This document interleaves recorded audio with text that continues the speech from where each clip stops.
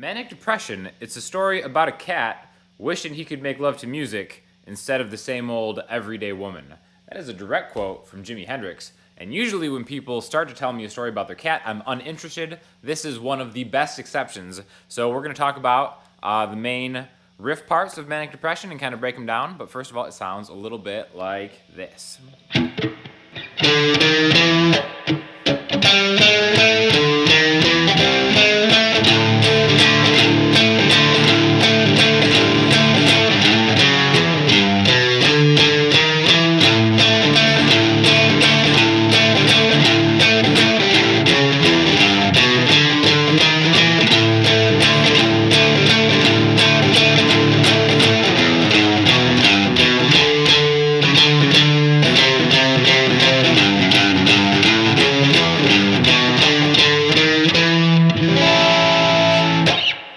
So it's kind of played out of order, but basically this is a really good lesson in the power of the 5 chord in blues and just chromatic runs with arpeggios, okay? So we kind of start off with this really simple thing. It's just on the 5th fret of the A string, and it's a chromatic run, so just one note at a time.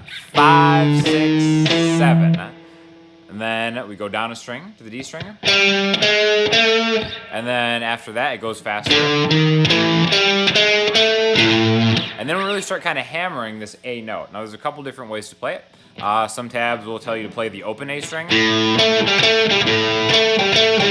Other times, you can root one of your fingers on the 5th fret of the E string and kind of play 5E to 7D to 5D. Alright, so A. Now the Hendrix Army will probably come in and say you should play it with your thumb, like. Again, some people care how you play it. I really don't care how you play it. You just need to get this A, get the octave A, and then this G note, and go back and forth between the A and the G. Okay, so let's talk about just this part first. We've just got an octave jump, very bluesy, right? Like if you watch the blues video, you might think this comes from like the A minor pentatonic scale, right? Which a lot of blues music does come from there. But this is actually interesting. This is going to be the 5 chord. So this is built over a major chord. You could think of this as the Mixolydian shape. Now on the 5 chord, what that means in any key, the 5th note kind of has its own flavor, and that's very bluesy because when you make a chord out of it, it turns into a dominant 7 chord, which is kind of like the sound of blues, like a lot of like 7 chords. It's basically a major chord with a minor interval, right? So this root note and then the octave root note go back to this note right here, which isn't in the major scale. If you play the major scale, you skip that note. But we want that note. So the 5 chord has what's called a flat 7 in it, which is also the same in like the minor scale, right? So that's why it kind of has a minor sound, but that's like the sound of the blues, kind of these minor intervals. Now, the reason that we know this is a major chord is because right after this, he goes into a really bland major arpeggio, but played in such a Hendrix way that makes it awesome. This is really kind of like an example of just like the genius of Jimi Hendrix, that you can take like a chromatic run, which is just 3 notes in a row. It could easily be an exercise, and major arpeggios, yet make them sound absolutely awesome, right? So again, back to the major arpeggio thing, right? We're kind of, our tonal center is on this A right here. So we're not in the key of A, but our tonal center is A. We'll talk about that in a second. But we've got this 3-note riff, which is just a major arpeggio, meaning we're taking a major chord 1 note at a time.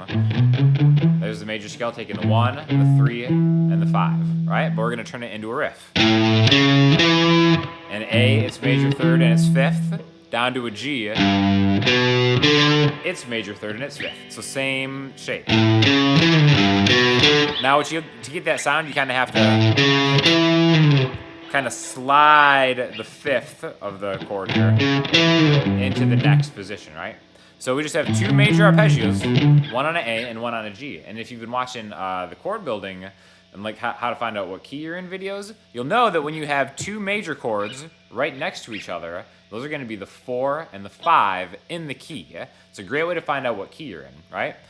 So we're actually not in the key of A or the key of G, but we're in the key where G is the 4 and A is the 5. So if we go backwards and reverse engineer this, we'll see that the 1 is actually D. Now another way to kind of like hammer this home is if you like think of what are the chords behind this song, because Jimmy was such a great master of playing riffs in place of chords. Like you never really see him just kind of like just strumming chords. He's like such an active player, and he's kind of like just going all over the place in like a very riff rock way. But if you were to put chords under this, you wouldn't put a minor chord under the first part. You'd make it a major chord, right?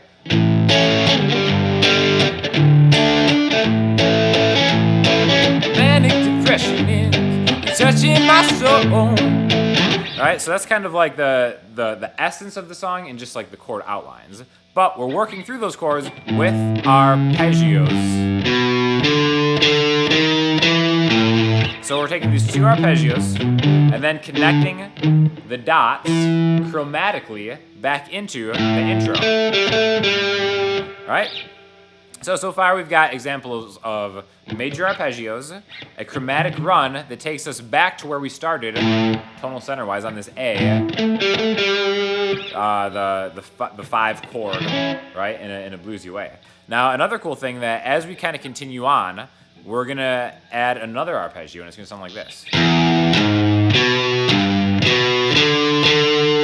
Now this is really cool because we're kind of going outside of the key. You can think of going outside of the key and borrowing a different arpeggio, or just adding a bluesy note into a riff, right? So what we're doing is we're hitting the open E string, the 4th fret on the E string, and then the 2nd fret on the A string.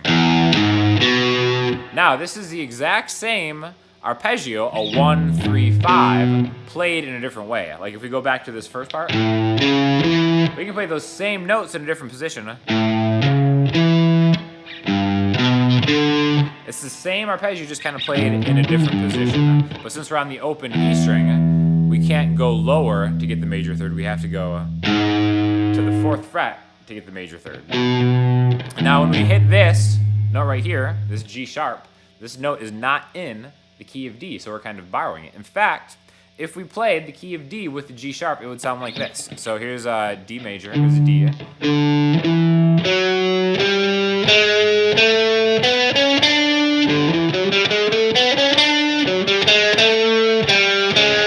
Where have you seen that before in the intro?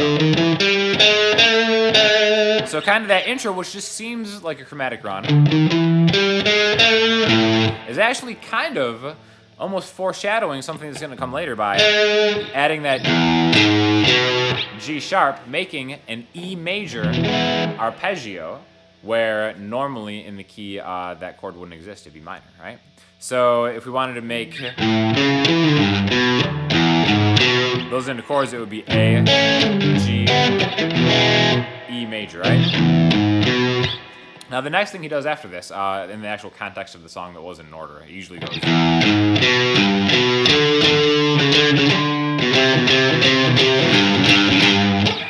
We're just starting with the E major arpeggio, and now we're ending on the 5 of E, E, F, G, A, B, so an E to a B. We're ending on the 5, which is actually the major third of G. So he's kind of working his way through this pattern. Back to the D, right? And he's kind of doing this chromatic thing again. And this right here, so we're adding a lot of notes. It's almost like there's way more notes kind of being borrowed from other scales, but it's not really borrowing notes. It's more just kind of like inflecting a note to kind of make it sound more interesting. And this is something you can do in blues, in any really style, where if you have a note and you want to kind of like draw attention to that note, you can always arrive there from the previous note. If you're only on here for a second, like it'll never sound bad because you're just kind of like leaving and coming back really quick. In fact, you can play like any song by doing that. Like you go.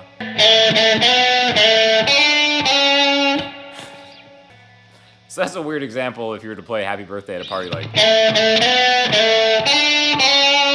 But, you know, it just kind of inflects something. So that's just something that you could always kind of like do. You can do that same thing with chords. Like if you're playing a G chord, you could always kind of come at it from one fret above, or higher too. So even though those notes aren't in the key, you can still use them to arrive at the note you're going to, right? So the really bluesy and versatile way to use the 7 chord is really demonstrated right here in this A dominant 7 spot right here too, because he does more than that. A lot of times he'll riff on it, like he'll hit the root note and then kind of jump into a unison bend where he's taking this note right here, the 7th fret on the G string, and like holding that down, and then his his pointer finger might have this E note on the 5th fret of the B string, and he'll bend this note into that note, and still come back and hit the A.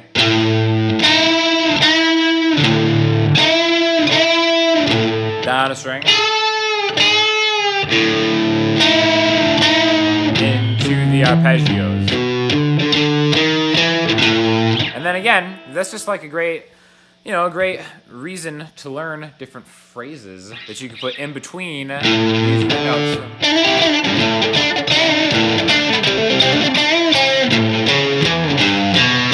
And then, then you can kind of just mess around because you're just buying yourself some time by hitting that A, establishing the tonal center, and then going off and doing anything that you want. But he's really connecting all this through what I think are very kind of thoughtful examples of